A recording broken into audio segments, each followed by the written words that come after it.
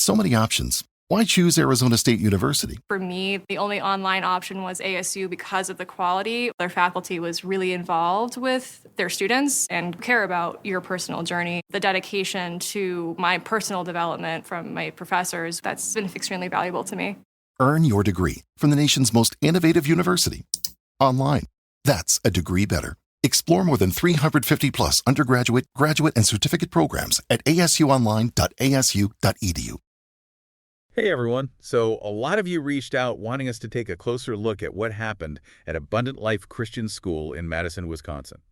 Yeah, definitely a tough one. And It's a case that really raises some tough questions. yeah. I mean, we're talking about a 15-year-old girl, Natalie Rupnow, who tragically, took the lives of a teacher and another student, Right. injured others, and then ultimately took her own life. Yeah, it happened December 16th, just to give everyone a timeline here. Yeah. So what makes this case particularly jarring, I guess, is that Natalie, she also went by Samantha, Right. is female.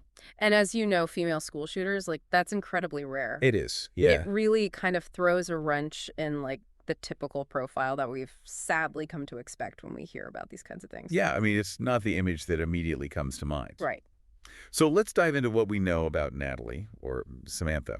She was described as kind of reserved, often seen wearing shirts and ties. And she was also a recent transfer to the school. That's right. But there are these kind of unsettling details that are coming out. Yeah. There's a possible manifesto that's circulating online. There's this photo of her at a shooting range wearing a Columbine-themed T-shirt. Mm-hmm. And on top of all of that, you've got reports of a difficult home life. Yeah. Multiple parental divorces, even before she turned 12. Yeah, 3 to be exact. Yeah. 3 divorces before the age of 12. It paints a very complicated picture. It does, and it's a lot to process. Yeah. And I think while we do have to be really careful about, unverified information that's going around, Sure. these details, if they're true, raise some really big questions. Right. If this manifesto is real, what does it actually tell us? Is it filled with that typical, anger, the resentment that we tend to see? Mm-hmm. Is there some kind of ideology we can point to like we see in other cases? Or is there something different here, something specific maybe to her experience as a young woman? That's a really good point. Something we really have to consider. And this potential exposure to extremist ideology Right. through things like that Columbine T-shirt Yeah. it's disturbing. It also brings up the question of access to the tools of violence. Yeah, absolutely. I mean, authorities right now, they're trying to trace the origin of the 9mm pistol that Natalie used. Uh-huh. And of course, that shines a spotlight on Wisconsin's gun laws. Yeah. Specifically, how did a minor get access to a firearm in the first place? Right. And that's where things get really interesting, legally speaking, because if we, take a look at Wisconsin's laws, they're a little different from other states in some really important ways. For example, Wisconsin doesn't have what's called a child access prevention law, I see. which basically means there's no state law requiring safe storage of firearms in homes where minors live. Oh, wow. It's kind of a gray area legally. Yeah. They also have fairly relaxed regulations on private gun sales. So person to person, which, obviously can make it harder to track how these guns are moving around and who's getting their hands on them. So while, the whole gun control debate's happening at the national level, Right. this really emphasizes how specific laws, or a lack of laws, at the state level Yeah, absolutely. could play a role. Yeah. I mean, it really begs the question, could any of these legal kind of, I guess you could call them loopholes, have been addressed, in a way that would have prevented this? It's tough. There are strong arguments on both sides, but this case definitely brings it to the forefront. It does. And it's not just the legal side of things. Right. I mean, this event, it's reignited the conversation about mental health resources for young people. Absolutely. Especially for those, maybe struggling in silence.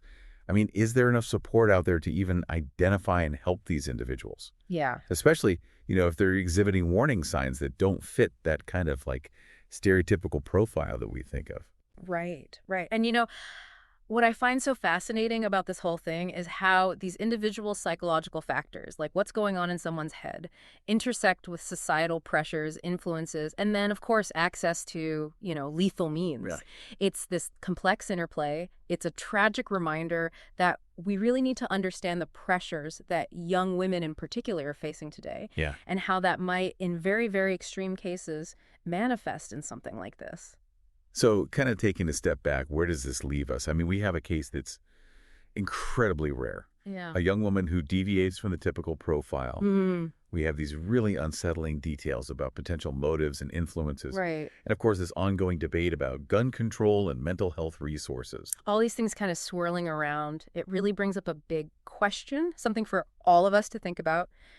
Given how rare this is, a female school shooter, what kind of research or policy changes could actually be effective in preventing something like this from happening again? Do we need different intervention strategies? Do we need to rethink how we assess risk and offer support? It's a lot to consider.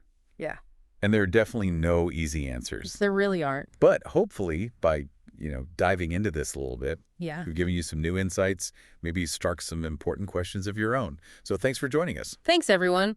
Today is your lucky day. Today is the day that our $3 website works for you, paying you directly to your PayPal daily. Imagine $3 ongoing continuous payments to your PayPal account. Imagine falling asleep and waking up to $300 in your PayPal account. How would this make you feel? How could this help you? What bills could you pay? What kind of fun could you have? What does that retirement look like now? All for a one-time payment of $3. This website is DFY done for you, fully built and completely hosted, and never stops collecting payments for you. You have spent $3 on coffee on a regular, but that coffee won't help you create multiple streams of income. Click the link below.